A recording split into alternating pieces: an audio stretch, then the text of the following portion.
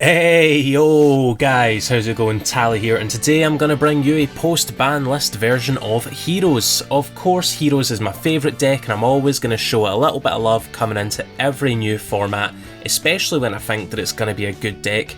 And spoilers, I think Heroes could be a good rogue deck this format. So let's dive in, make sure to like it, make sure to subscribe, make sure to comment, that helps the channel grow, and let's take a look at the deck. Okay, so as with every hero deck, you cannot play it without free Elemental Hero Stratos.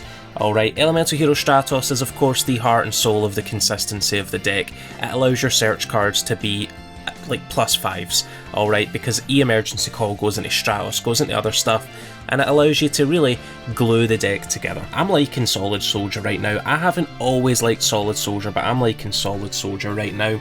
It is, honestly, if you're going first, quite an insane extender, because a lot of the hand traps being played aren't necessarily things like Impermanence, they aren't necessarily things like Effect Veiler, they are like Ash Blossom, Ghost Bell, Skullmeister, Droll, which does hurt this deck, but we're playing a much simplified version. Okay, so this is insane. If you're opening this in Stratos, if you're opening this in Shadow Mist, which is very much like the heart and soul of the deck right now, then you've won the game. Alright, we're also running an Honest Neos, we're running a Liquid Soldier, I'm currently running one, I usually like two, but I'm running one.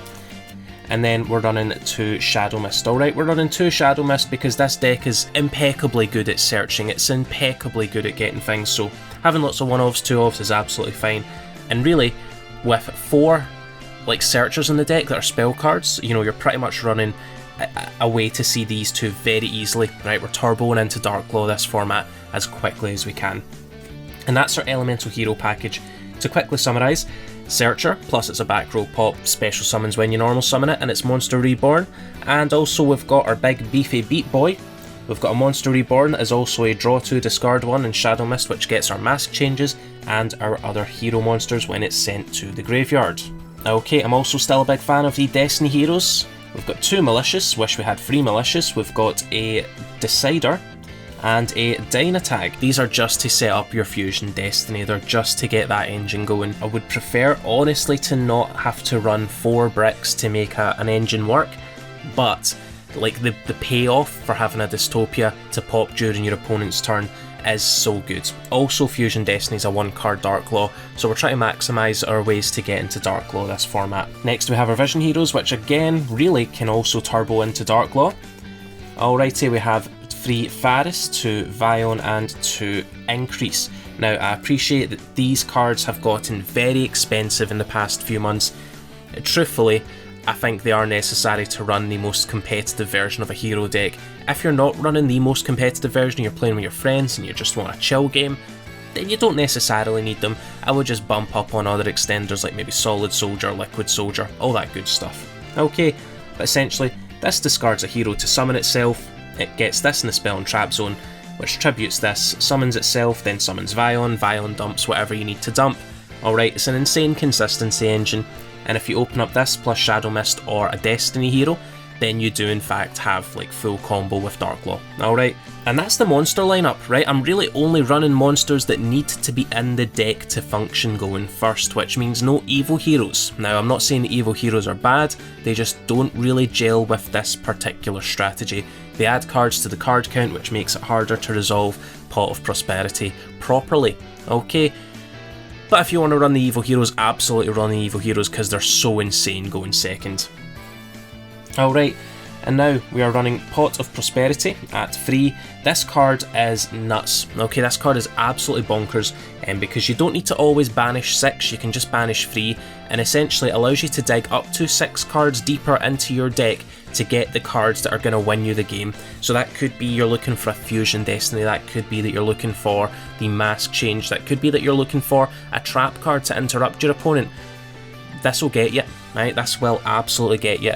And again, you don't always need to banish 6, but there is 6, you know, you're not using 15 cards in your extra deck every single game. You're focusing on turboing out Darklaw, some of the Destiny heroes, and maybe some of the Vision heroes to end the game. Okay, don't convince yourself that you need every single card in your extra deck forever. And then following that, we are running Free Fusion Destiny. This card is nuts, it's an interrupt, it's a Darklaw, it's absolutely insane. We're running free Mask Change because Darklaw is so good this format. Darklaw is absolutely incredible, and like I do mean that because it punishes the rogue decks that we're currently seeing early on in the format. Things like Invoked, because they need the graveyard to an extent, and they get punished for searching. It punishes Dinos, which is really heavily played in this format. With Darklaw, they can't misc under Darklaw. A lot of their cards pop off in the graveyard. It's a big punisher for a lot of decks this format. So I do think turboing into Darklaw with some interruption is the best bet we've got. Also, to make our deck more consistent, we have free e-call and a reinforcement of the army. These are literally just like, they're 1-for-1 searchers. They're not once per turn though, so you can effectively, if you open up this, you've opened up full combo. Okay, following that, we're playing a Hero Lives, and I'm going to be quite honest with a Hero Lives, I'm really iffy on it. It's only good really on turn 1 if you've got any established board. It's a brick. And I've done the maths, you've got roughly in a 40-41 card deck, about a 10 to 12% chance of seeing it in an opening hand. Alright, but if you want to run it, you want to run it, that's absolutely fine, you absolutely do that. Okay, then we've got Polymerization and Miracle Fusion. Alright, these are searchable within our combo. Violence is going to grab you this, Sunrise is going to grab you this, and it allows us to pop off and get some big beats. Then for the traps, we're running Free Strike, Free Judgment. A Darklaw backed up by a couple of these is absolutely a game ender, right? A Darklaw backed up by 1 or 2 of these, or another interruption, is absolutely a game ender. Looking for a kind of mid-range scenario, looking for a mid-range kind of deck, where we're ending on a trap, a Darklaw, maybe a Dystopia, but this is a game ender, right? This is what's winning you your games. Traps and Darklaw is the way forward this format.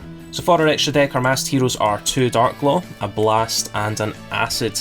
Alright, Darklaw is our win condition, always has been, always will be.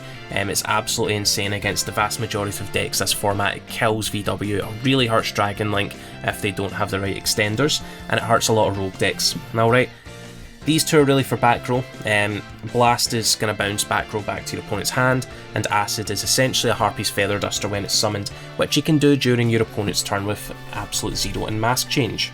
Okay then, for our Vision Heroes, we've got 1 Adoration and 1 Trinity. This Adoration, I couldn't find my English copy, so I'm sticking with the OCG copy. It's absolutely beautiful, and essentially they are both beat sticks. This will essentially have an underclock taker-like effect. It'll reduce your opponent's attack and allow you to beat in a little bit harder. And Trinity's just a big beefy boy. You can attack 3 times, goes up to like 7500 if you've got Honest Neos in hand.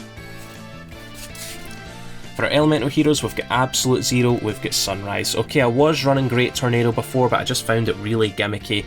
These are really all you need. Sunrise is a good extender, and it's actually really good protection for battle. However, we're not really in a battle-centric format. And Absolute Zero, you can use it during your opponent's turn with Mask Change to go into Acid for a full board wipe of spells, traps, and monsters. For our Destiny Heroes, we're running 1 Dangerous and 1 Dystopia.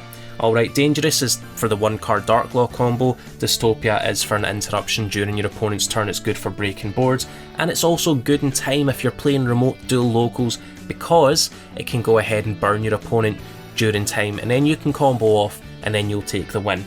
Okay, then finally our links, we have 1 Wonder Driver, we have 2 Cross Crusader, we have a Dread Decimator, and for a generic link I'm actually liking Cross Sheep again. So Wonder Driver is for recursion. If you summon something to a zone it points to, then you can recur a Polymerization, a Miracle Fusion, and you can go ahead and recur a Mask Change, which is kind of my best bet. We've got our Cross Crusaders, which again are just insane consistency pieces.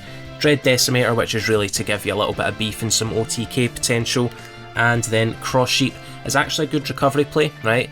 If you've got a Mask Change in hand, you can go ahead, make Cross Sheep, summon something to Cross Sheep, Mask Change it, and then you've got the ability to continue recurring your resources. Alrighty, I think Heroes could be a really powerful, potent deck this format. They really are still missing like 1 good card to make them truly competitive, and that could be a Hero Lives at 3, or it could be like a hand trap that negates like Subterra Fiendus. But the deck's looking good, it's looking like a fun, powerful rogue deck this format, and I'm going to have a good amount of fun with it. Alrighty, as always, if you like it, give it a like. If you love it, give it a share and tell everyone you know about TCGTally today. If you want to join TCGTally and you've made it this far, make sure to hit that subscribe button down below. As always, you've been amazing, I have been Tally, I'll catch you all later, bye.